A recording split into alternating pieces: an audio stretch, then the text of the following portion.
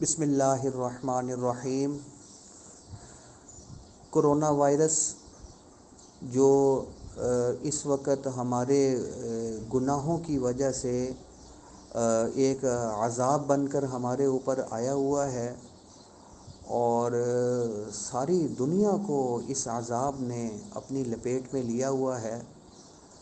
میں سمجھتا ہوں کہ یہ ہمارے گناہوں کا وبال ہے اور گناہوں کا نتیجہ ہے۔ حاجی عبدالوہاب صاحب رحمۃ اللہ علیہ تبلیغی جماعت کے امیر، ابھی حال ہی میں ان کا انتقال ہوا۔ بہت بڑے بزرگ، بہت بڑی شخصیت تھی۔ ان کی وفات سے کچھ عرصہ پہلے مجھے ان کے پاس جانے کا اتفاق ہوا، تو حضرت فرمانے لگے کہ اس وقت ہمارے اوپر اللہ تعالیٰ کا عذاب آیا ہوا ہے ہمارے گناہوں کی وجہ سے۔ آیت پڑھی حضرت نے، ما اصابکم من مصیبت فبما کسبت ایدیکم، تمہارے اوپر جو آزمائشیں، مصیبتیں آتی ہیں وہ تمہارے اعمال کی وجہ سے، تمہاری کرتوتوں کی وجہ سے آتی ہیں۔ تو اللہ خود فرما رہے ہیں کہ تمہارے اوپر جو عذاب اور پریشانیاں آتی ہیں وہ تمہاری بد اعمالیوں کی وجہ سے آتی ہیں۔ پھر فرمانے لگے، یہ عذاب جو اس وقت ہمارے اوپر آئے ہوئے ہیں، اس وقت ڈینگی وائرس آیا ہوا تھا، دھماکے ہو رہے تھے، وہ کبھی بجلی چلی جاتی تھی، لوڈ شیڈنگ ہو گئی ہے، گرمی شدید ہو رہی ہے، کبھی کسی چیز کا قحط پڑ گیا، آٹا نہیں مل رہا، کبھی دھماکے ہو رہے ہیں، کبھی فلاں پریشانی، کبھی فلاں پریشانی۔ تھے یہ اللہ تعالیٰ کا عذاب ہمارے اوپر ہمارے گناہوں کی وجہ سے آیا ہوا ہے، اب یہ دور کیسے ہوگا؟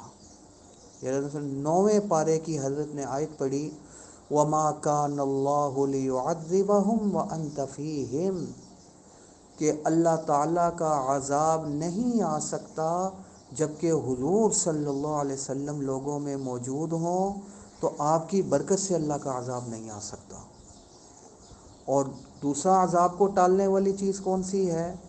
وَمَا كَانَ اللَّهُ مُعَذِّبَهُمْ وَهُمْ يَسْتَغْفِرُونَ، لوگ توبہ استغفار کر رہے ہوں تو بھی اللہ تعالیٰ کا عذاب نہیں آ سکتا۔ اس لیے حضرت فرمانے لگے، مجھے آپ کے ساتھ بہت سارے لوگ منسلک ہوتے ہیں، مسئلے پوچھتے رہتے ہیں، تو لوگوں کو توبہ کے اوپر لگائیں، بہت زیادہ اپنے گناہوں کی توبہ کریں۔ اللہ کی بات غلط نہیں ہو سکتی، لوگ گناہوں کی توبہ استغفار کریں اپنی صدق نیت کے ساتھ، تو یہ ہو نہیں سکتا کہ اللہ کا عذاب باقی رہے، اللہ کا عذاب دور ہو جائے گا۔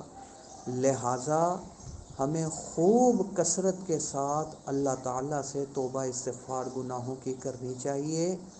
اور توبہ کا مطلب یہ نہیں ہے کہ ہم طوطے مینے کی طرح وہ رٹا لگا لیں، اللہ توبہ توبہ توبہ۔ یہ توبہ مانگنی نہیں ہے، بلکہ ہم نے توبہ اس انداز میں کرنی ہے کہ ہمارے اعمال درست ہو جائیں۔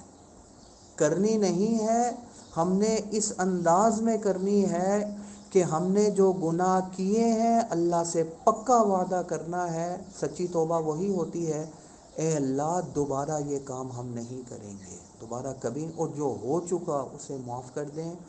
اور اس کا اثر ہمیں نظر بھی آنا چاہیے، 5 وقت کی نماز شروع ہو جائے، گناہوں کو مکمل چھوڑ دیا جائے، غیبتوں کو بند کر دیا جائے، اگر کسی کا کوئی حق مارا ہوا، دبایا ہوا ہے، اس کو اس کا حق واپس کیا جائے، کسی کے ساتھ کوئی زیادتی کی ہے اس سے معافی مانگ لی جائے۔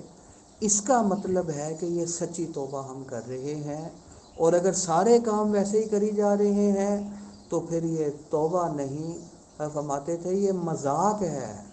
سچی توبہ وہی ہے کہ پکا عزم ہو، دوبارہ میں یہ گناہ والے کام نہیں کروں گا، اے اللہ جو ہو چکا وہ معاف کر دے۔ اور ہر نماز کے بعد اب معمول یہ ہونا چاہیے 11 مرتبہ استغفر اللہ ربی من کل ذنب واتوب الیہ، یہ پڑھ لیا جائے، اور آیت کریمہ کا ورد بھی 11 مرتبہ کیا جائے ہر نماز کے بعد۔ لا الہ الا انت سبحانک انی کنت من الظالمین۔ دیکھیں یونس علیہ السلام نے مچھلی کے پیٹ میں اللہ تعالیٰ کو پکارا، لا الہ الا انت سبحانک انی کنت من الظالمین۔ کتنی پریشانیوں میں اور کتنے اندھیروں میں تھے، کوئی راستہ ہی نہیں نظر آ رہا تھا تکلیف سے باہر نکلنے کا، اللہ تعالیٰ نے کیسے پریشانی سے نجات عطا فرما دی۔ اللہ تعالیٰ یہ آیت بیان فرمانے کے بعد فرماتے ہیں وَكَذَلِكَ نُنْجِي الْمُؤْمِنِينَ، ہم مومنوں کو بھی ایسے ہی نجات دیں گے۔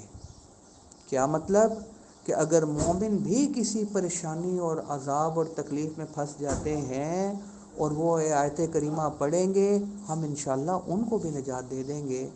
لہذا دوسرے نمبر پر لا الہ الا انت سبحانک انی کنت من الظالمین 11 مرتبہ یہ پڑھ لیا جائے، اور پھر 11 مرتبہ اللہم ارفع عنا البلاء والوباء، اے اللہ یہ جو بلائیں اور وبائیں ہمارے گناہوں کی وجہ سے ہمارے اوپر آئی ہوئی ہیں، اے اللہ اپنے فضل سے دور فرما دیجئے، کرم والا معاملہ فرما دیجئے۔ تیسری چیز یہ کر لیں